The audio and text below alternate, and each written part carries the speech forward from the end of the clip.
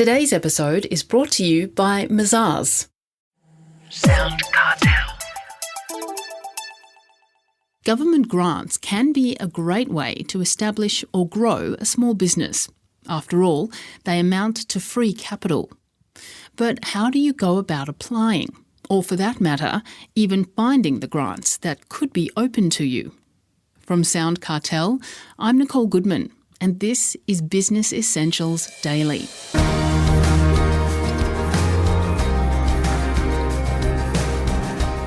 Ruchi Gupta is one of Australia's experts in applying for government grants for business. She founded the Launchpad Co, which helps steer businesses through the often intimidating process. Ruchi Gupta spoke at the recent Australian business forum Small Biz Week in Melbourne, where she caught up with Jeff Waters. She starts by explaining what her advice is to companies considering applying for grants.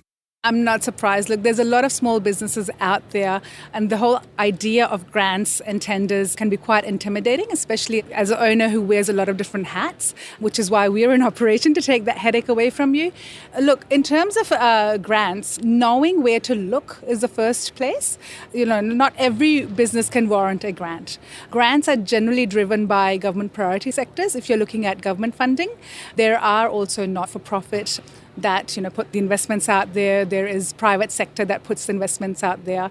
But you really have to be in the right cohort as a business. So when I say the right cohort, from a government point of view, the priority sectors are things like innovation, technology, health, agriculture.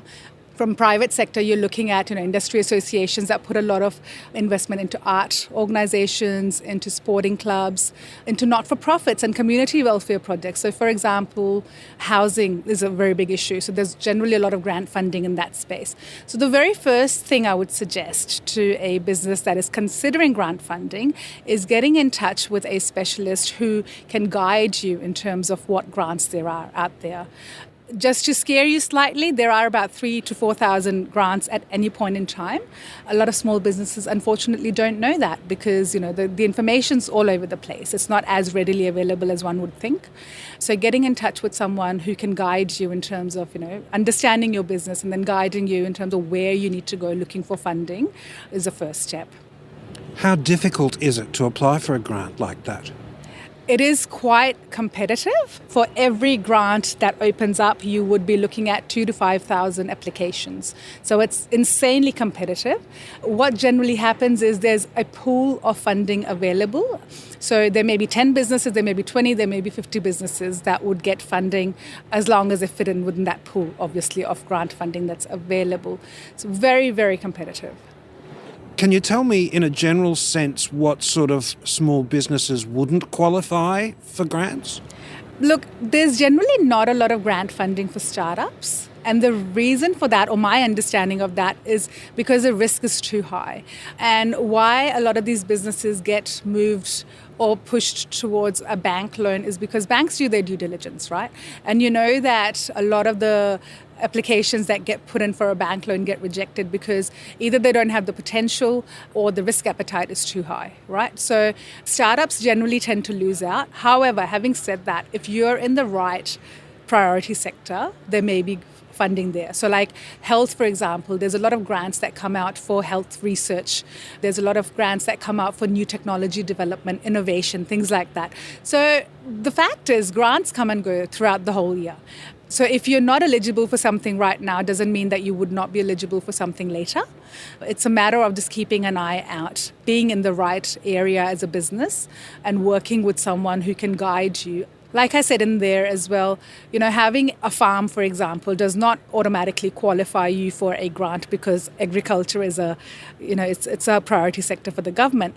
What happens is you need to really know what you're wanting to invest the money in, what those projects are, and then there may be ways around or other grants that we can have a look at that you may not have actually considered at face value. What about tenders? Government tenders and even private sector tenders are very competitive. Look, it's not funding as such. It is a slightly different take. You need to have obviously an application and prove why someone should consider you as a collaboration partner. it is insanely competitive as well. Look, the difference with grants and with tenders is having that compelling business pitch and having that business case as to, with tenders get put out for a reason, right? So how can you satisfy that need of the company that's putting the tender out to the best of your abilities? Now, that normally, entails your resource base, your capability, your capacity, your skill set, your experience, things like that, your processes internally, your systems. How will you satisfy that requirement from the tender-making organization? Okay, back to grants. You said that there were a lot of them, but if I'm a small business owner who thinks, oh my goodness, I'd like to look at this, where do I know you said to go and, talk to an expert, but that might be the second step. The first step might be just generally investigating. What sort of place would I look?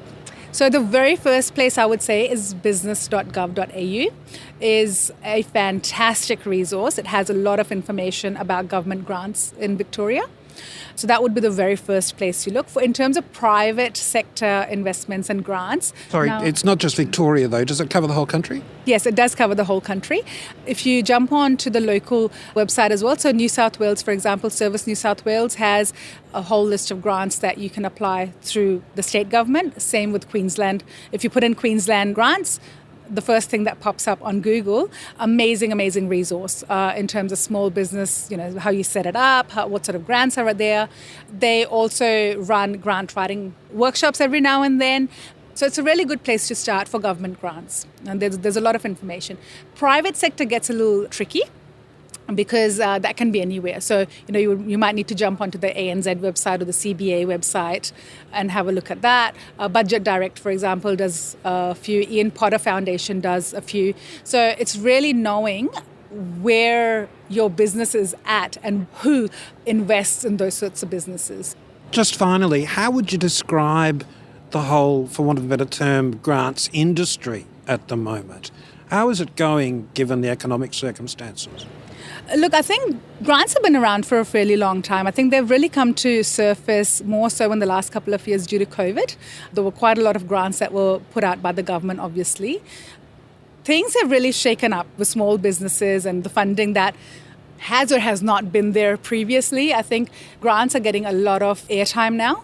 And fair enough, because, for some small businesses that have a lot of potential, sometimes the whole idea of going to a venture capitalist or going to a bank and applying for a loan can be quite intimidating.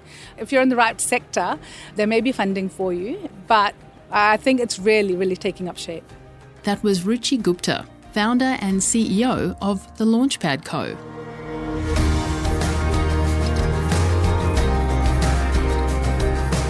This episode of Business Essentials Daily is produced by the team at SoundCartel. Thanks for listening. I'm Nicole Goodman. We'll bring you more Be Daily tomorrow. Follow at BE Daily Podcast across social media and head to bedaily.com.au for more from the Business Essentials Daily podcast. SoundCartel. This episode was brought to you by Mazars. To find out more, visit mazars.com.au. That's mazars.com.au.